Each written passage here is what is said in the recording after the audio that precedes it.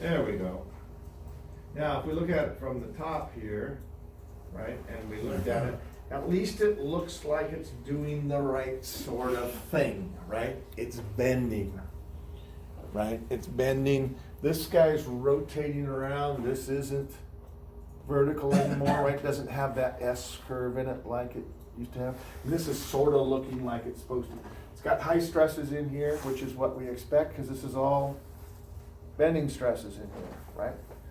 This part over from here over, there's no torque, right? The torque all got reacted out over here, right? And there's, you know, obviously tension in one side, compression in the other. Over here, I've got torque in this, right? And then down in here, now, this is always an interesting thing. So let's go in here, I zoom in here, and this is kind of bizarre, right? What's happening is the stresses is building and building and building and building, and then it goes away. Really? Is there anybody here that believes that? I mean, what's going to happen? This is a bending moment, right? As you get further and further over here, the moment's getting higher, bigger all the way to where you get to this surface. And yet, where are my points of interest? Well, they're right here. Right? And do I believe them there? No. No. Of course, it's a computer, don't believe it at all, right?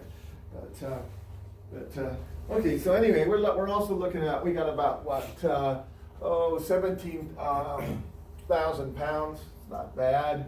Got lots of room on the material there. So this looks like it's a mesh thing, right? Right, because this looks about the distance of a node in here. So I think this is a case for some more mesh control, right? So let's do some more mesh control. So what we do, we go, okay, well, shoot. Okay. I mean, at least we kind of have the shape right? We kind of believe that the torques that are in it's kind of not looking too unreasonable. We can apply some mesh control here. I'm going to go apply it to this edge right there. And because I'm going to be a little bit fussy about it, I'll apply it to the other one as well, right? Might as well look at both edges. Well, I guess I don't really care about that one. We only care about the first one, right? That's the one where I ask you to find them, right? And let's, it's going to give us about 150,000. Let's squeeze that. Well, yeah, that's probably okay. Well, let's see what that does. See what that does. Let's create the mesh. Yeah, I know. Okay, we got a few more elements down in there, not a whole lot. We can go ahead and run this. And now I'm getting stresses about 17, okay. Looks a little better, right? But still kind of funny in there. So let's look at this one. We got stresses of what? I should have written the first one down there. But 1736. 17.36 KSI, and my node number is about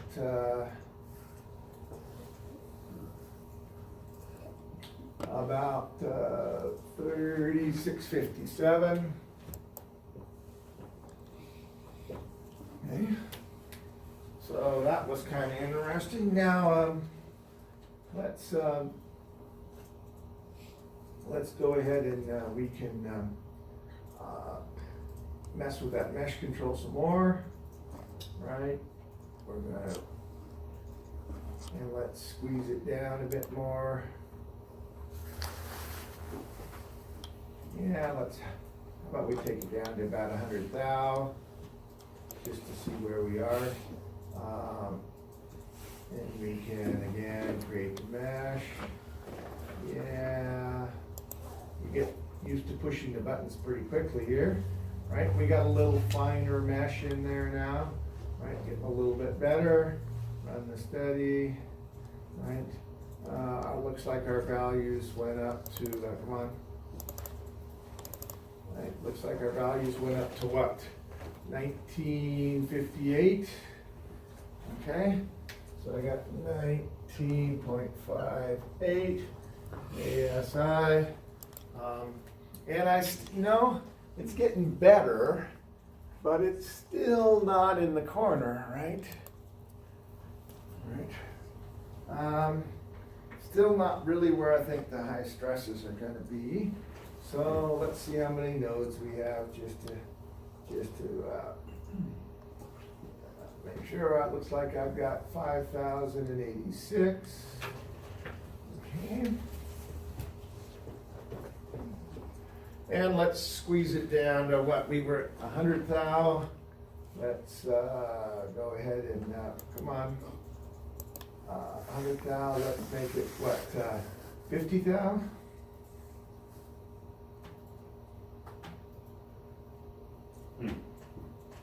Just might as well go a factor of 2, right?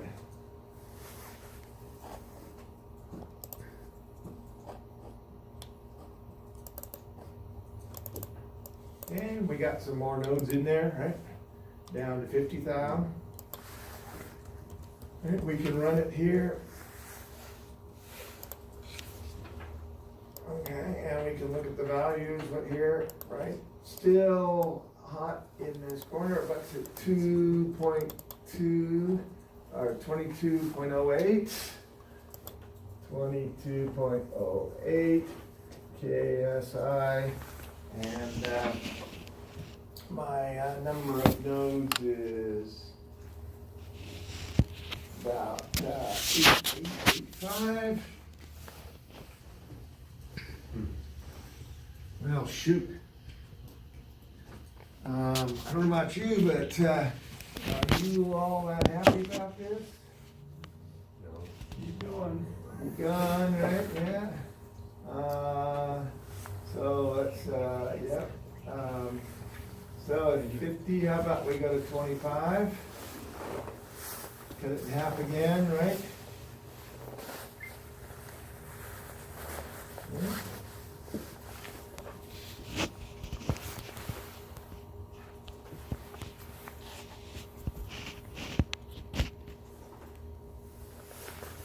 So there we go. There's all that explanation. Right, and let's run this. Right, I actually did it a little differently this time. It looks like I've got 4.4, 44.4 KSI, That's off the chart. and the number of nodes is 3357. 57, something else in there, doesn't really matter. 2. So 2, just I need a placeholder. Right, okay. So now we can zoom in on this and we can see that, we're getting it in there, but I don't know about you, but it doesn't look to me like it's converging. Yeah. And it's about this point in time and I go, well, yeah. I don't know about you, but that looks to me like a stress concentration. The more you zoom in. I mean, isn't that corner there a stress concentration? Higher. Yeah. Yeah. And if I go in and zoom in on it more, what's the stress at a stress concentration? If it looks like a 0 radius curvature in there, right? Well, that's what I have is a 0 radius curvature. Right? And what's the stress of that going to be? Well, it's going to go infinite. Right? And the more I keep throwing nodes at it and the rest of it, it's just going to get More infinite it gets. it's going to get bigger and bigger, and it's going to climb right on out of here, right? So you're going, several expletives, right? This doesn't look like our approach is working well, right? Frustration. Annoyed at Professor. Yes, okay, we can say that. Okay, so now what are we gonna do about it? Well, okay, sometimes you gotta sort of step back and go, what the devil is really going on here? You got a shiv and a pulley, a shaft and a shiv, excuse me, shiv and a shaft and a shiv. I can't even talk anymore today. Okay, you've noticed, well, it's probably no different than any other day here. Okay. Some days are better than others. Okay. So I've got a shiv and a shaft. In all likelihood, are they the same piece of material? No. No. I mean, what do? We buy shafting and we put pulleys on it.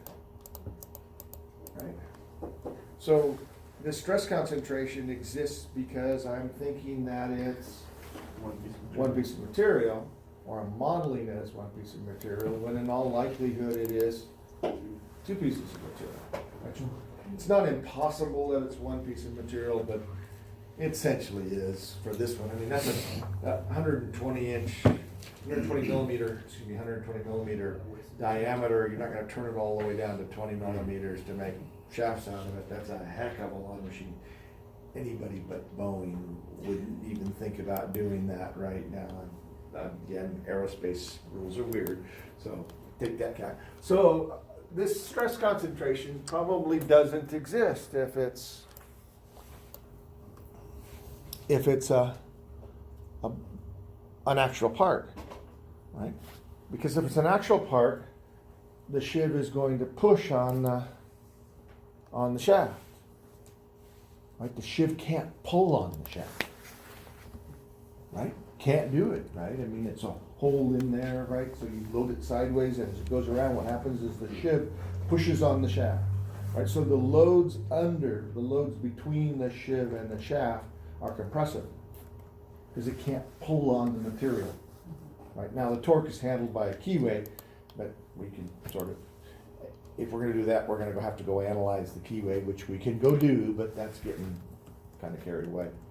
So let's just look at, well, maybe we just model the loads that this shiv puts on the shaft. Okay? And just pitch that shiv and get rid of it, because that'd get rid of the stress concentration. Right? If we just model the shaft and then model the loads the shiv push on, right, that'd get rid of the stress concentration, and then we could go, okay, we deal with that, figure out what the shaft is doing, and then we can go from there. So that might be easier. Think that might be easier? Yes. Okay. So let's try it. I mean, we can, hey, the only other alternative is listen to me, we keep zooming in. We keep making those smaller and keep running them further, right? So let's go, okay, that kind of, I don't really like that one. Let's go try something else. Look at a new one here, new part. Okay. And so now we're going to go back to those hard modeling things. So let's go to the right plane here, and I'll sketch. And I'm going to make myself a circle.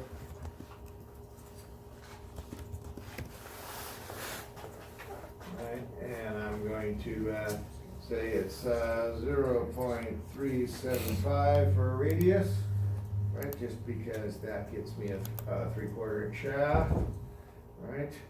Get out of the sketch, I can extrude it, right?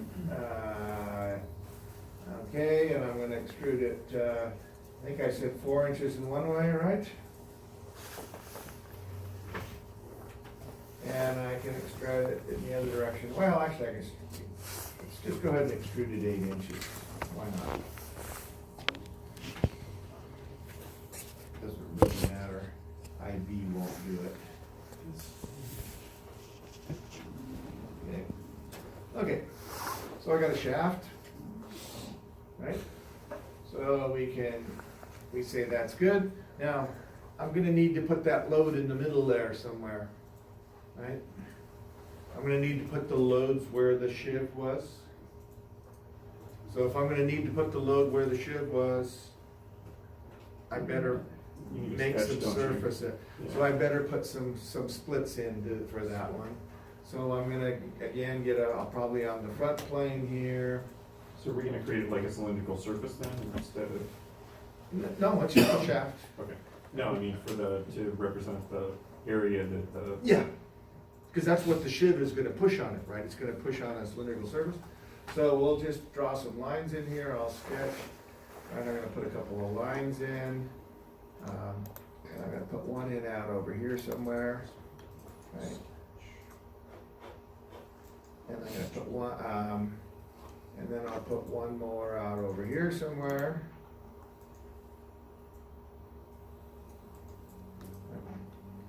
And I'm gonna dimension them where I think they need to be. So I'm gonna go from, let's say, how about you, to you. And I'm gonna say that that's 4 inches. Right, and then I'm gonna go from, let's say, you to you. And I'm gonna say that's 1.25. Right, okay. And then we'll call that good. Okay, and now we can go into our simulation again. New study. I'm not even gonna change the name this time because I'm gonna get lazy, which I always do, and then regret it later because it shows up on the report. So if you name them first, the name shows up on the report, right? And so, okay, we're gonna make this out of some material, right? I think I said it was cold rolled, okay. So you just created 2 lines on the top plane? Yep, front plane or top plane, doesn't matter, I'm gonna fix, I can put the loads on this if I want to.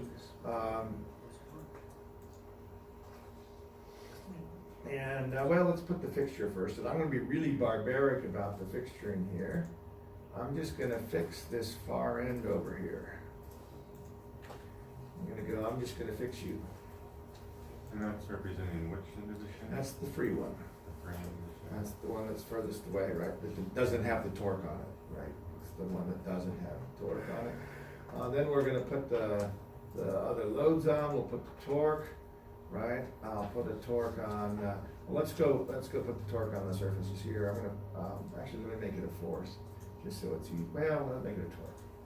Okay, I'll put it on the, I'm gonna do a split, right? And for my selection, I need to pick a sketch. It's gonna be sketch 2, those guys there. And what I wanna split that guy there, that cylinder. I'm gonna create the split. And now I've got the 3 pieces. Right, isn't that pretty? Right, so I can go back and put my torque, and I can put my torque here. I'll clear you off. Right, I'll put the torque on this one. And I'm gonna say it's, what, 200 pounds? Okay, I need some reference geometry there, it's not gonna be happy. Okay, so that looks like it's going around that way. So that's got a perfectly fine torque on it. I can create the torque on the other end, right? Which is gonna have to be on this end over here, right? I'm gonna want some reference geometry for you, and I want you to go the other direction so that they're equal and opposite, right? 200 pounds. Okay, so we got those torques on there, right? This section in between that's got torques on it. We buying that? Now, you could argue that these really have keyways, and I would agree with you, but, and are those where the stress concentrations are gonna be? Yes. Yes, but do you really wanna go and model the keyway? No. No. Since they asked for them at particular points, let's just give them the numbers at particular points. Okay. And we'll get out of Dodge, right, get some work done. Get some forces here, cause I got my 211 pounds. I'm gonna put it on this end over here. I wanna select a direction, and which plane am I gonna select the direction for? Come on. Yeah, front plane, that sounds like a fine plane, okay. And I'll get normal out of that, that looks good. I think I said that was 211 pounds. Okay. So I got a load on it over there. Over here, I'm gonna need my reaction forces, which were 500 pounds, right? reaction forces over on the other one.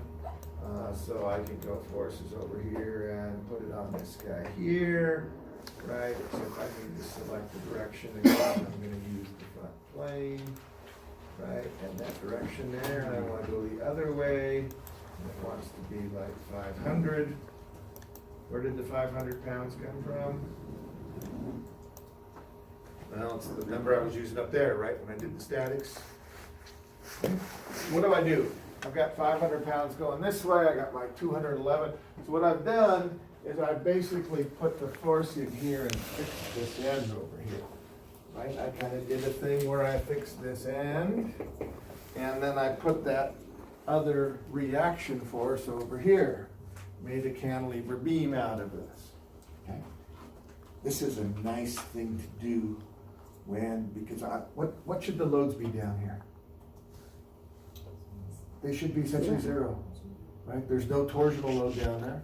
It's only between these two, right? And the bending moment by the time we get to the end here ought to be zero. So all we're gonna have left is some transverse shear, right? All we're gonna have left is that 300 pounds of transverse shear, which on that shaft is not gonna make hardly any stresses at all. So this is a little warning thing, right? First of all, the load should be really close to zero. If they are big loads, like if there's bending loads, or there's any torsional loads down in here, that's an indication that I have screwed up my statics. Right? Because there shouldn't be anything there. Right? Okay. So let's try to do this, see if we can't play this. Okay, we've got pretty much everything down. We'll create the mesh. We'll run it down here again. Run it a little bit coarse. So, okay. Gave me a mesh. Run the study. Go look at the top. Okay, does it look reasonable? Mm-hmm. Well, you can see this there's kind of a constant blue in here, right? If it was just bending stress, it'd be this dark blue all the way through, right? Because it'd be small, right? Because so we're getting some torsional stress in here. In fact, out here it's all torsional stress, right? This is because there's no bending stress out here, right? The moment's gone to zero, right? So we got some. This you can see our torsional stress. It goes in here and then it starts going away, right? When we get the counteracting torque load. And over here we got some bending stress, but by the time we get all the way over here, it's essentially gone. So hey, it's not looking bad, right? It's meeting our sort of tests of reality, right? And then we look over here. Well, okay, it's got a nice curve in it. It looks nice and smooth. That's kind of what I expect it to do, right? Okay. So it's not bad. Not bad. Okay. Now, I'd probably only make one change to it, and only because I can. Okay. And that is, I don't really like that force. I don't really like this force. I don't really care about this force over here. I don't really care how this force gets on the shaft. I mean, I care about how big it is. But I don't really care how it gets on the shaft because are my stresses over here? I got no stresses over here, right? My stresses I'm interested in are over in here. Right? But how did I put that force on there? Well, I put it on the surface, which means it's equally distributed all the way around the surface. Well, that means that what is it doing? On one side it's tension, and the other side is compression. Now, okay, can that shiv do that? Oh, no, the police can't. No, it can only push. Right, so, okay, that's kind of annoying. Let's go, so let's see if I can play with that. That was that 500 pounds. Well, I can suppress that if I want to. And if I go up here and look at internal loads, they actually have another choice. As I go down, they have a bearing load. Okay. All this time. What's that? All this time. He's showing us what not to do. I'm going to tell you a story here, right? Okay, so, I'm going to go ahead and make sure I get the right face here, right? I'm gonna put it on this way, right? That is the right face, which it does say is face 1. It needs a coordinate system here. Oh, crap. I don't have a coordinate system. Yeah, grumble, grumble, grumble. So what do? We go back to the model. Please give me the two videos if you I have need a it. coordinate system. I have my phone. Okay. Yeah, I'll just So, go. that's 2S. Maybe, yeah. Was there a long features, time? actually. Reference geometry, coordinate system, I'm gonna need to make a point. Okay, how about an arc center? I'm gonna get in here, get me a point there, okay. There's a point in the center, needs a point in the center of the shaft. Okay, and then I need a coordinate system. The coordinate system needs a point, won't make it without a point. And then I have to pick something for the z-axis. Which way do I want it? I don't really, well, usually I think it wants the z-axis about And your axis of rotation. yeah, about the axis of rotation. So it, I think, which is the way it wants it to be. Let's reverse that and see if that's not better. Can you just pick the default planes that it gives you for orientation? Yeah. Okay. Yeah. I think I've got the Z where I want it to be. I think I'd like, I guess it doesn't really matter which one the other one is. Okay. Well, I'll pick one of the reference planes for one of them. Doesn't really matter. For the x-axis, I'll do the front plane, and that'll define it, right? So it's got z-axis going up and the x-axis. If you pick a plane, it's the vector perpendicular to that plane. So QT is the same way. So it's the, well, it is the definition of a plane, is a point in a normal vector. Right, it's because that defines everything it defines it in space, and it's always perpendicular to that vector. So I got a coordinate system here, and they need x and y because you need to decide how you're oriented with respect to the coordinate system. So we go back to our statics now. I've got my perfectly fine coordinate system on there. I'm gonna put it on the wrong end, but it doesn't really matter because it's just for the rotational orientation is all I'm going to get out of it. So I can go do the bearing load here again, right? We're going to pick this entity here, right? We got the coordinate system, and then it asks for my force in the x direction and the y direction. I got to go look at which one's the other one is. It's just not showing me. That's not very nice, is it? Okay, the other one's going vertically down, it looks like, right? This one here, right? That's going vertically down. Yeah, it's going vertically down here. So, and it's going into the top plane. So when I go back to that bearing load, right? I'm going to go on that guy there, and for my coordinate system, I'm going to come on. You can move down to the coordinate system there. What's the problem with that? It won't let me. Come on, what are you doing? Okay. Bearing load. I want you for a coordinate system. I want you for a thing, and you need to go the opposite way, right? It's going the wrong direction. It needs to be 500 pounds. Okay. And then you get to pick your distribution, whether you want it to be sinusoidal or parabolic. It doesn't really matter. Both of them are going to give you perfectly good results. Do we really know what the distribution is going to look like in there? We don't have a clue. They're just two mathematical functions to model it that they give you.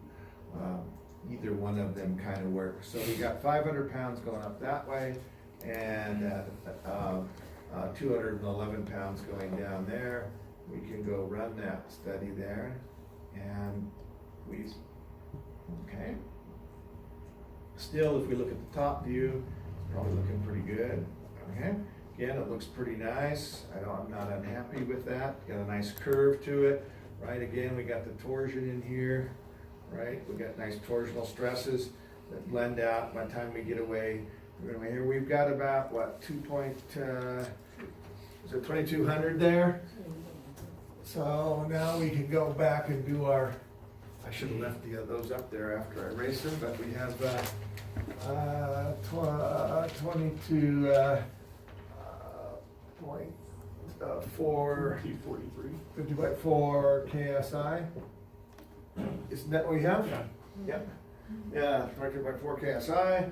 And we can go look at the mesh just so that we're making sure that we're getting that. And I've got 2,200 nodes.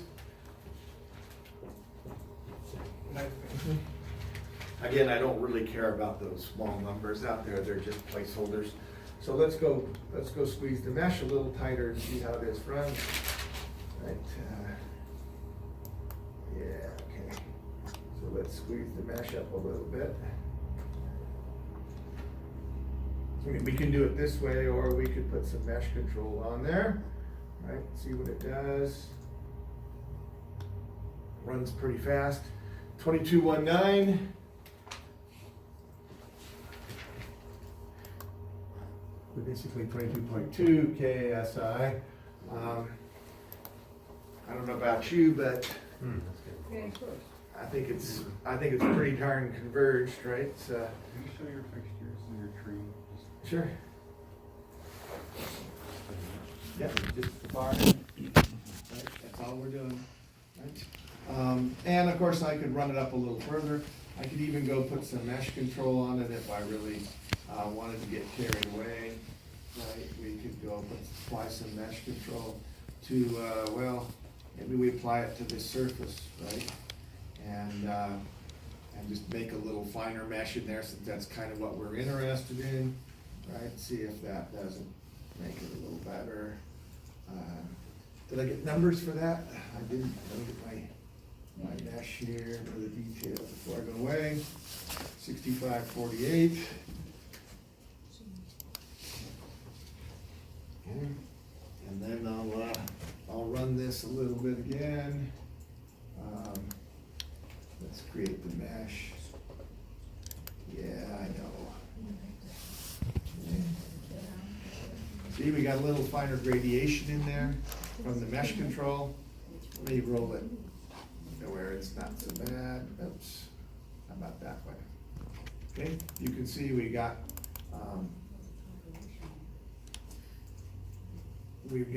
a thing that's got some finer right in that area where we have higher stresses. It's always nice to have that, right?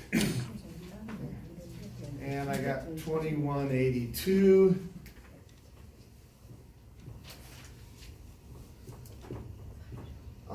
And my nodes have gone down a little bit, right? I got some slightly different, well, if you get, gosh, slightly more